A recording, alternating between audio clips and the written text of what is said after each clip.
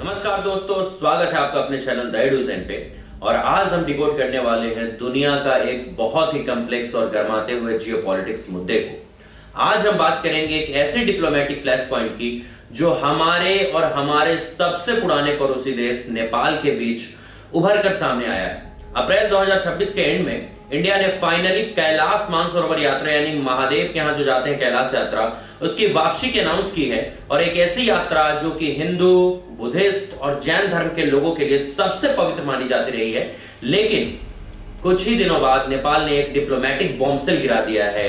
नेपाल ने इंडिया और चाइना दोनों को फॉर्मल ऑब्जेक्शंस नोट भेजे और डिमांड की कि इस यात्रा को उनके जो प्रपोज्ड रूट है वहां पे रोक दिया जाए। आखिर नेपाल अचानक से एक तीर्थ यात्रा पर ऑब्जेक्शन क्यों उठा रहा है? एक 200 साल पुरानी ब्रिटिश एरा की ट्रीटी का आज के बॉर्डर डिस्प्यूट से क्या लेना देना है? और इस पूरे मुद्दे पर न्यू दिल्ली और काठमांडू का ऑफिशियल स्टैंड क्या है? तो अपने नोट पैड्स निकाल लीजिए, क्योंकि आज हम लिपुलेख पास डिस्प्यूट का एक डिटेल्ड डीप डाइव करने वाले हैं।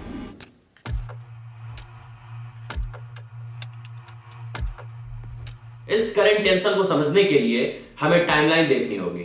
इंडिया के मिनिस्ट्री ऑफ एक्सटर्नल अफेयर्स यानी एमईए ने अनाउंस किया कि 2026 की कैलाश मानसरोवर यात्रा जून और अगस्त के बीच 2 प्राइमरी रूट से होंगी, सिक्किम में नाथुला से और उत्तराखंड में लिपुलेख पास से।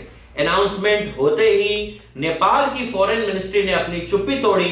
काठमांडू ने एक स्टर्न स्टेटमेंट इशू किया और क्लेम किया कि लिपुलेख का जो रूट है वो पूरी तरह से नेपाल की टेरिटरी से होकर गुजरता है। उनका आर्गुमेंट था कि इस रूट को फाइनलाइज करने से पहले इंडिया या चाइना ने उनसे कोई कंसल्टेंट नहीं किया।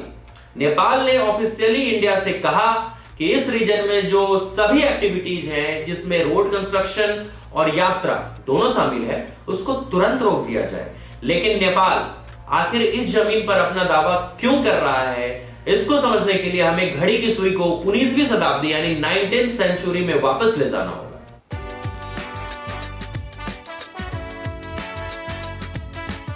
इस पूरे जियोपॉलिटिकल चेस मैच के सेंटर में सिर्फ एक डॉक्यूमेंट है, द सुगौली ट्रीटी ऑफ 1816। ये ट्रीटी एंग्लो नेपालीज वार के बाद ब्रिटिश ईस्ट इंडिया कंपनी और किंगडम ऑफ नेपाल यानी किसके किसके बीच हुई? एंग्लो नेपालीज वार हुई, उसके बाद ब्रिटिश ईस्ट इंडिया कंपनी और किंगडम ऑफ नेपाल के बीच साइन हुई थी। इस संधि यानी इस ट्रीटी के मुताबिक महाकाली रिवर को नेपाल की वेस्टर्न बाउंड्री घोषित किया गया था। यानी नदी का जो ईस्ट का हिस्सा है नेपाल का और जो वेस्ट का हिस्सा है वो इंडिया का। सुनने में बड़ा सिंपल लगता है ना, पर ऐसा नहीं है, क्योंकि इस ट्रीटी में एक बहुत बड़ा फ्लो था। वो फ्लो क्या था? इसमें ये कभी क्लियरली डिफाइन ही नहीं किया गया कि महाकाली रिवर का जो एक्चुअल ओरिजिन है यानी उद्गम स्थल है वो कहां से होता है। और यही जियोग्राफिकल एम्बिग्विटी जो है वो मेन रीजन है जिसकी वजह से आज इंडिया और नेपाल आमने सामने है।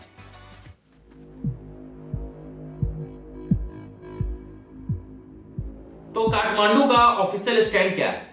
नेपाल आर्ग्यू करता है कि महाकाली रिवर का असली ओरिजिन एक स्ट्रीम धारा है जो कि पहाड़ों में काफी ऊंचाई पर लिम्पियाधुरा से शुरू होता है। क्योंकि लिम्पियाधुरा स्टार्टिंग पॉइंट है, इसलिए नेपाल करता है कि इस स्ट्रीम का ईस्ट में आने वाला जो पूरा ट्रायंगुलर रीजन है, आप ध्यान देंगे, नेपाल यह क्लेम करता है कि इस स्ट्रीम का ईस्ट में आने वाला पूरा ट्रायंगुलर रीजन जिसमें लिम्पियाधुरा, काला पानी और लिपुलेख पास आते हैं और लीगली 1816 की ट्रीटी के हिसाब से उनका है। ऐसा नेपाल का मानना है कि 1816 की जो सुगौली ट्रीटी थी उसके हिसाब से एरिया उनका है।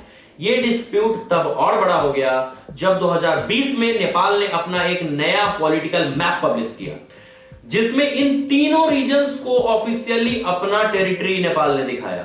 नेपाल के नजरिए से इंडिया का लिपुलेख के थ्रू मैसिव पिलग्रिम रूट बनाना और रोड कंस्ट्रक्ट करना उनकी सोवर्जिनिटी यानी संप्रभुता का वायलेशन है। वो डिमांड कर रहे हैं कि हिस्टोरिकल ट्रीटीज के बेस पर डिप्लोमेटिक डायलॉग से इस इशू को रिजॉल्व किया जाए।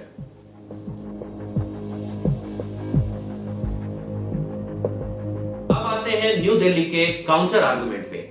इंडिया का रिस्पॉन्स बिल्कुल ब्लंट और अनकॉम्प्रोमाइजिंग रहा है।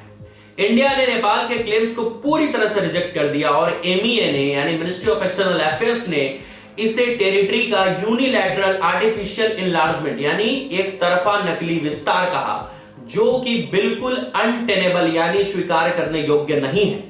इंडिया का कोर आर्गुमेंट यह है कि जो ज्योग्राफिकल ओरिजिन है यानी इंडिया का कहना है कि महाकाली रिवर का जो असल ओरिजिन है वो थोड़ा आगे ईस्ट से होता है, जिसका मतलब है कि काला पानी और लिपू लेक रीजन पूरी तरह से बॉर्डर के इंडियन साइड में आते हैं। और जहां तक बात करें हिस्टोरिकल एविडेंस की, तो इंडिया जो है 1830 के ब्रिटिश रेवेन्यू और एडमिनिस्ट्रेटिव रिकॉर्ड पॉइंट आउट करता है, जो क्लियर दिखाता है कि इस रीजन को इंडिया एडमिनिस्ट्रेट करता था, नेपाल नहीं। और जब हम बात करेंगे यानी डिकेड्स ऑफ प्रेसिडेंट की, यानी जैसे कि एमईए स्पोक्स पर्सन हमारे यहाँ के मिनिस्ट्री ऑफ एक्सटर्नल अफेयर्स के स्पोक्स पर्सन इंडिया के रणधीर जायसवाल ने हाल ही में कहा कि लिपुलेख पास 1954 से ही कैलाश मानसरोवर यात्रा का इस्टेब्लिश्ड और ट्रेडिशनल रूट रहा है। यह कोई नया डेवलपमेंट नहीं है। इंडियन पिलग्रिम्स इस रूट को बिना किसी प्रॉब्लम के दशकों से यूज कर रहे हैं। हालांकि नेपाल के बॉर्डर मैप को स्ट्रांगली रिजेक्ट करने के बावजूद इंडिया ने डिप्लोमेटिक दरवाजे खुले रखे हैं और कहा है कि वो कंस्ट्रक्टिव डायलॉग के थ्रू बाउंड्री इशू को रिजॉल्व करने के लिए तैयार है।